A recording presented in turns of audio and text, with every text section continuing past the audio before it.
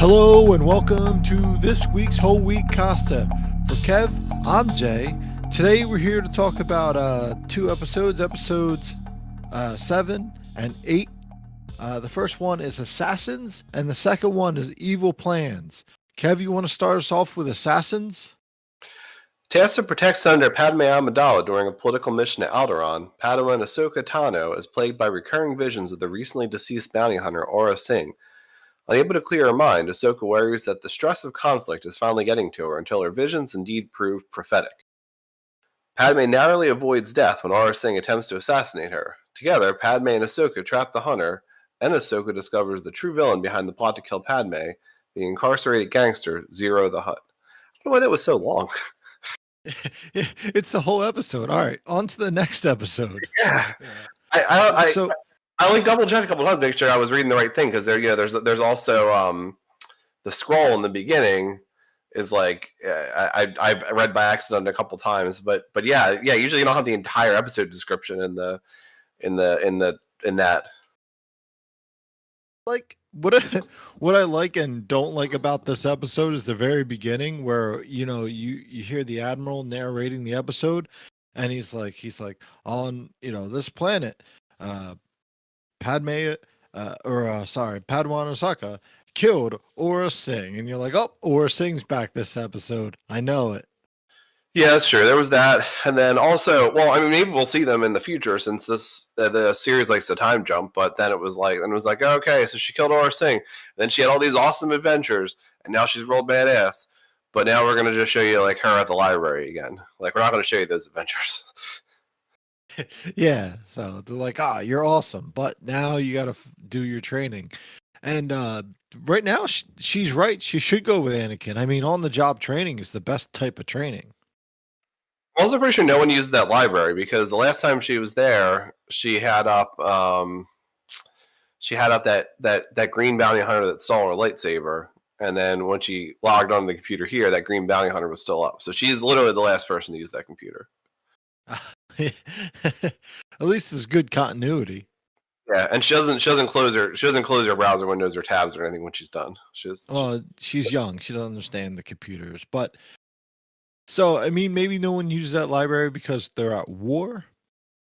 Probably they're out doing other stuff, and they just keep making Ahsoka go read in the library. I don't know. She's the only Padawan. That's why they fall apart. She's the only Padawan. Yeah. So I did like the speech Padmé gives, like her first speech, and they talk about, they basically talk about the first movie about how the Gungans and the Nabooians, I guess it's Nabooians. I don't know. They fought together, and then Qui-Gon died, and then so far hundreds of Jedi have lost their lives. They kind of like give us a little update of like where the Jedi are, because at this point they're only like 10,000 Jedi. Apparently. So, and I mean, hundreds have died. I mean, that's a big loss for such a small rank. Would those people care that Qui-Gon died, or is it just because we know him from the movie, so they included that in there? Oh, that was definitely fan service. Yeah. That's the kind of fan service I don't like. I mean, it's not a big deal in this episode. It's literally the one line of the one speech, so it didn't bother me, but. I mean, it's been over 10 years now at this point, so I mean, we wouldn't be that big of a deal. Yeah, I just like the difference. I don't know. I feel like a lot of episodes you can compare and contrast Ahsoka and Anakin, and this was a contrast episode, where she has these visions and she goes and tells the council, like you should do. I don't know what these mean. Let me talk to a more experienced Jedi master, and then. He gave her some vague advice, and then she still didn't know, so she told him again. I don't know. She just does the right thing a lot of the time in these like important situations. Well, that's what we've talked about before, and like other people have talked about is that they got Anakin. Even in the first movie, they had problems with it because Anakin's like 9 or 10, and they're like, well, we don't want to start training, or as some would say, indoctrinating this child. Like, he's too old, he can think for himself. Most Padawan learners like start when they're very young. Like, yeah, he had too much brain to wash at that point. So that's the difference between a Jedi who starts very young and Anakin. Like he has his own thoughts and feelings. Yeah, my other notes were that I was really uncomfortable with Ahsoka freaking out on board when she like jumped in Padme's bed, and it was like, oh man, this is uncomfortable. I wish this I wish this hadn't happened. Yeah, she's standing on a bed like over someone. Like I've had someone stand on a bed over me, and it's very uncomfortable. You were Like you, imagine waking you up were to tied that. up at the time. It was a totally different scenario, but Yeah, I mean it was different time in my life this morning. So and then again when she pulls her aside before the council speech and like says something to her again, I'm like Ahsoka, just chill, man, just watch out. Like I really hope that someone attacks her now because this would be so uncomfortable. Like what if that was their move with the episode? They just showed like this episode was just about like Ahsoka not really being ready yet. And then the episode ends and Padme's fine, and it's just like, is this uncomfortable? Like, oh, well, this girl's freaking out for no reason, sort of ending. yeah, it wouldn't have been a very good episode. I did like the episode because I do like following her because I think she's like a really good character and like you get to watch a Jedi train and like come up. So she's definitely like one of the main stars of the show now. Yeah, I agree. I don't know. I feel like I mean, I guess they did guard that tunnel rafter sort of area. They had guards up there. They just were looking the wrong way. I don't know. Like you kind of need someone to look behind you as well. I would think. Um, and then during the episode, I had a note that like, well, Aurra Sing wouldn't attack the same way again, but she didn't. She was too clever. She realized it was like a disguise, or I guess like it was like a robot that Padme was speaking through. And then you kind of knew Padme was going to shoot her because like I don't know that's happened like several times already and through 2.5 seasons. Yeah. No one should ever have to worry about Padme. She just always has a gun on her. Yeah, yeah, she's Why would she carry a stun like one that stuns people though? Like I mean, you think she would just have a regular blaster? Well, I mean, she gets on in all these predicaments. I don't think she wants to be known as the senator who goes around and kills people.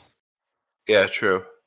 I was watching. This is She totally this is totally unrelated except for the Disney connection. But I was watching a critique of Mulan last night about like all the historically inaccurate things in the original animated movie, and then the scene where she like makes the mountain collapse on the Hun forces. They like the line thing was like, oh, and then she becomes the Disney princess that officially has the highest body count, like just like killing people, you know. Um, yeah. so probably Padme's up there because I think she has had a regular blaster before. It's at sometimes. Yeah, I guess you're right. Yeah, she does have the highest kill count. So, you know. The one they're having this episode was that another Ahsoka Anakin thing was that when they talk to Ziro at the end, you know, she's more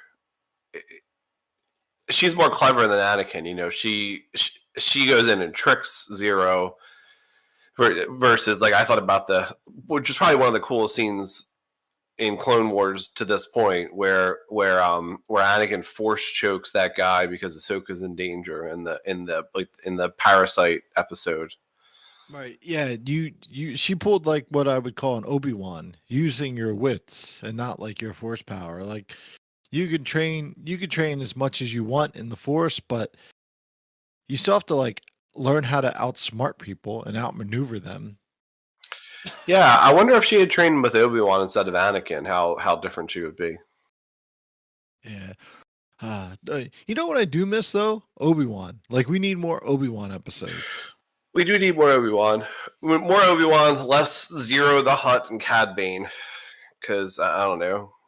I mean, I guess at least like I guess it's kind of clever how they put everything together with this. How they, you know, had this, and then they reminded us about Ziro, so that way that could lead into the prequel to the first season finale, which is the second episode today. Oh yeah, yeah. Now I remember that where they break out Zero. Dude, this is a really long description too now. This is for the second episode, Evil Plans. Evil plans. In the middle of a routine shopping trip on Coruscant, C-3PO is abducted by the bounty hunter Cad Bane. Bane is looking for information about the Senate building on behalf of Jabba the Hutt. Finding C-3PO devoid of useful information, Bane and his accomplices kidnap R2-D2 and extract the vital data, before memory wiping the droids of the incident and letting them on their way. The floor plans and security details of the Senate building are part of a plot engineered by the Hutt families to free their imprisoned brother, Ziro the Hutt, who holds potentially damaging information about Hutt activities. Yeah, I feel like the description has changed for this season. Before they were like, it was like a standard TV, like here's the information you need to know to understand the episode. Now they've turned to the whole episode description. Yeah, but this episode, the first half sucked. It kind of reminded me. You ever watch Robot Chicken? No, I know what it is. I never watched it. Yeah, so they have this thing. It's like wrestling ring. Like they do like sci-fi. It's just a one-off, like a sci-fi battle in like a wrestling ring. It's like the robots from Battlestar Galactica versus the gay droids from Star Wars, and it's like it always reminds me of this. Like it puts like a bad taste in my mouth about like following these two doing stuff, and I'm just like I roll my eyes like, I don't want to watch this because they're gonna mess up. You know what I mean? Like it's gonna be bad. Yeah, I was surprised R2, his best plan was just to knock something over and then get captured. I mean, I guess maybe R2's plan was he figured he would get captured. They would get the information, but he would find a way to escape. But I think what Cad Bane did was really clever, was to wipe their memories of that day. So it's not, if he wiped their memories, if he destroyed them, they would know something was up. If he would just wipe their memories completely, they would know that something was up. But he just wiped their memories from that day, and then everyone was busy, so they didn't really look into it too much. Right. Yeah. I mean, that's a good plan on Cad Bane. But like, if Anakin really loves Padme, he could have just gone and got the fruit like himself.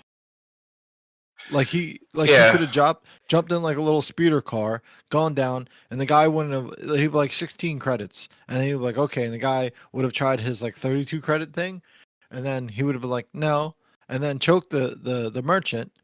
No, it sounds like fruit for free. It sounds like 4 credits was the going price, because that's what he said initially, and then he said 4 credits each, and that's how they got to 16. So yeah, I feel like I do feel like Adam would have got them for 4 credits. Yeah, I mean, the robots, I think they walk through the entire Senate Hall, down an elevator, out the Senate Hall, down the street to a market. And they, like C-3PO walked slow as shit. Then they got captured, all the stuff happened, then they walked back. Anakin could have done that in a fraction of the time, came back, and no one would have panicked about the fruits that they went out. And then the episode would have never had to happen. I tried to look up going rate of Jogan fruit, but just the article for Jogan fruit came up. Apparently, it's been the appearances for Jogan fruit. Apparently, there's a lot of them. First appearance was in Bombad Jedi back in season 1. It was first identified as Jogan fruit in this episode, and then apparently it was in Star Wars Battlefront 2, and there was something called Queen's Pearl. I don't think it's a Clone Wars episode. Apparently, it was only mentioned. It was not shown in that. Well, that was a super boring tidbit. But Queen's Pearl is a canon young adult novel. Wait, so if it was okay, I get it. I was going to say if it's a novel, then that's how novels just mention things, right? You don't see them, but I guess maybe they just talked about Jogan fruit, but no one actually ate Jogan fruit in the novel. So what did you think about this episode? My only real things that I wrote down, I wrote a comment about how they just wiped their memory from today because I was confused what was going to happen at the end. I thought they were going to wipe their memory altogether. And then it just made me realize that R2 is Kenny from South Park. So I can see that. Yeah, I mean, because you can't understand him, and he just gets in. He's just real mischievy and just gets into trouble, and does stuff he's not supposed to do, and I don't know. I think it's implied sometimes that some of the stuff R2 says is like dirty, like a little bit. I can't quite like quote a source for that. I don't know. I think that's definitely implied. I think everybody agrees with that. Yeah, if anyone watched the video at this point, just if you can think of a time when R2 clearly said something dirty, or like somebody commented like, "Oh, R2, I can't believe you would say that," like comment it, because I can picture it in my head, but I don't know when it happened. But yeah, other than that, I mean, I don't know. You saw R2 in a day spa, and like you saw C3PO get electrocuted several thousand times. Like, I mean, this really was. I guess I don't know why we needed this episode. You know, I like when I watched the that Senate kidnapping plot from the end of season 1, which honestly, even back then, I remember saying, why do we need this? Like this was clearly just some shoot-in thing that didn't fit with the rest of the season, just to introduce the bounty hunter, since they would be the focus of season 2, even though they actually weren't really the focus of season 2 that much. But then, like, certainly when I was watching that, I didn't think, wow, how did they get here? I need to know what happened right before this. So, I don't know. I really like the first episode. I mean, this episode was fine. I guess it maybe just look at it as a character episode for C3PO and R2D2. And then it's kind of interesting, but like plot wise, like we didn't need this. Yeah, I don't know. It's just this could have been like a subplot of a better episode. Yeah, that's true. It could have been that we could not spend like a whole like 3 minutes in the day spa just for like filler, is what it felt like. Yeah, well, I mean, I don't have much more to say about these episodes. They, I understand that, you know, Evil Plans is a part of another arc that, you know, the middle of it or the end of it or whatever is in the end of season 1. So I don't, you know, we'll see how those proceed later next week. Yeah, I guess we could do the podcast like the show and then be like, okay, now we're going to talk about Hostage Crisis again. Like, yeah. All right. Well, for Kev, unless you got anything else to say. That's all I got. Okay. So let's try this again. For Kev, I'm Jay. Thanks for listening to this week's Whole Wheat Costa. You can check out our podcast at Spotify, Stitcher, Apple Podcast, or search Whole Wheat Costa for over 100 episodes. Check us out on YouTube, and, you know, thanks for listening.